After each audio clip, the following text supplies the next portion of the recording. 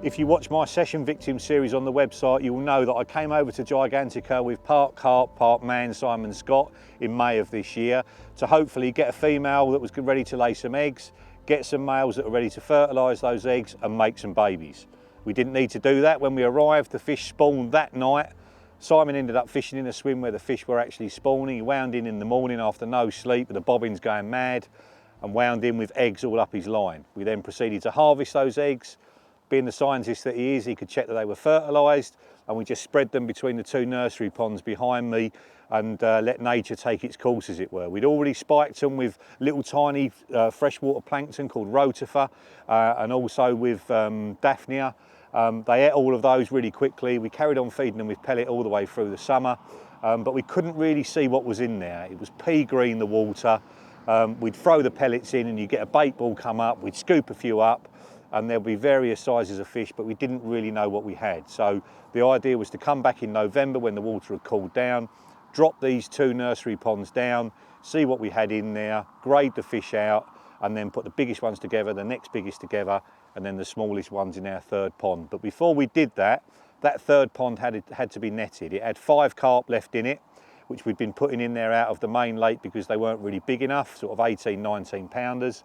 And we knew there were a lot of roach in that stock pond as well. So we wanted to clear it completely, start with a blank canvas, so we knew that all the food we put in there would be eaten by the carp. So that was a real experience. I've never netted a lake before and it is blooming hard work. We did it in the pouring rain as well, which didn't make it any easier. We got 4 of the 5 carp on the first drag, fish between, I think it was 18 and 24 pounds, and we got the final carp on the second drag. They all went back into the main lake, and I'm sure people will be catching them in the months to come. Got loads of roach out as well, and most importantly, a load of pike. The roach we just donated to a local person, and the pike went back into the main lake to try and keep the small fish down in the main lake, because if you have an explosion of roach and small carp, they eat some of the food that the big carp could eat and the weights may drop. So it's always good to have a few predators in your main carp fishery. So with that one completely empty, we set about draining these down, and that was not an easy task. We've got standpipes in there, but we didn't know exactly how much water would go out of them if we pulled them out. We didn't know where the joins were because other people had done the work in the past.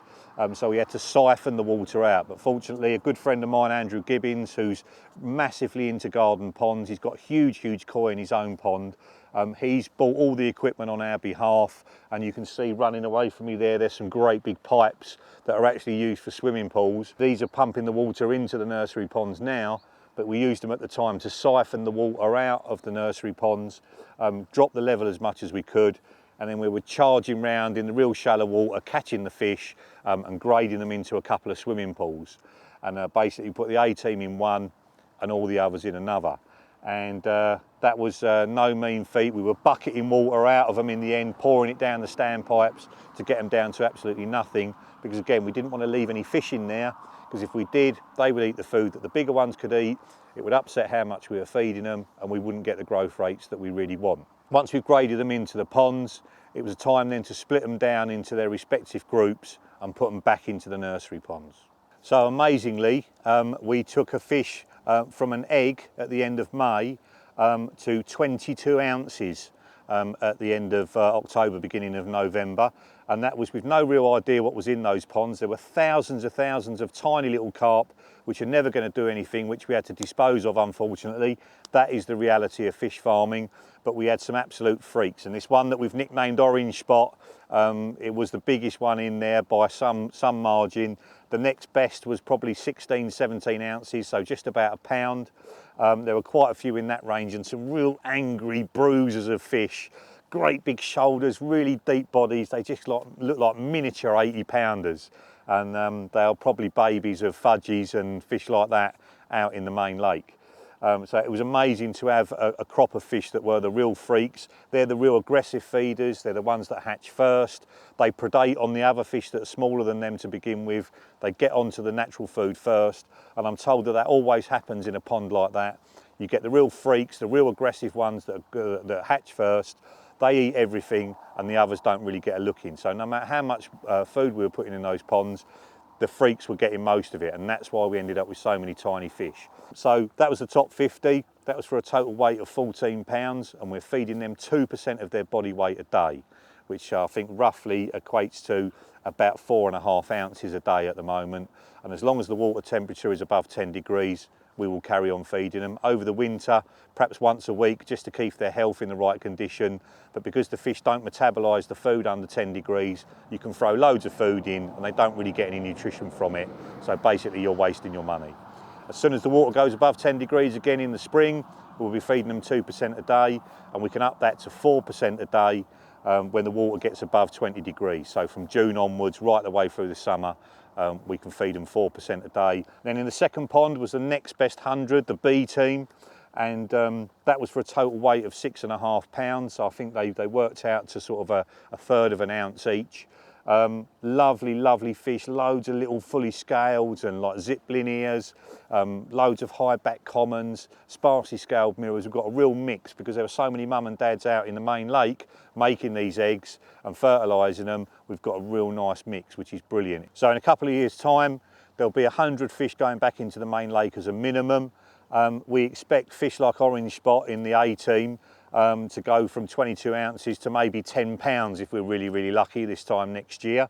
And then a year after that, who knows, it might be an upper double, it might even be a 20 pounder. So obviously the A team, the whole 50 are going to go in there. The next best 50 from pond B are going to go in with them. And then in the final pond, we've put the 800 next best fish. Like I say, we had to dispose of thousands of tiny little carp because we had far too many, but if you keep them all, they don't grow and they never get anywhere. And the idea is always that they go back in the main lake. We've not had to bring any fish on site, so there's no risk of disease. We trickle them in over a few years and it ups the run rate on the main lake.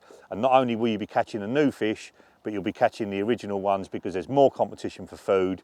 It makes them feed that bit harder and makes the place a bit easier, but it's still got loads of big ones in it. And then the idea is once we've split the fish out of the main two ponds, A and B, then we'll grade those fish in the bottom pond again. The best 50 will go in one, the next best 100 will go in another, and the rest will stay in there. So we've got fish for the next few years, a constant conveyor belt coming that's going to go into the main lake. So I'm hoping in sort of 5 or 6 years' time, there might be 300 or 400 extra fish in the main lake, which is really going to transform the run rate. And all that is possible because Andrew knows so much about keeping fish in ponds. We're using that technology. We're pumping water in from the main lake, so we've got pure water coming in all the time.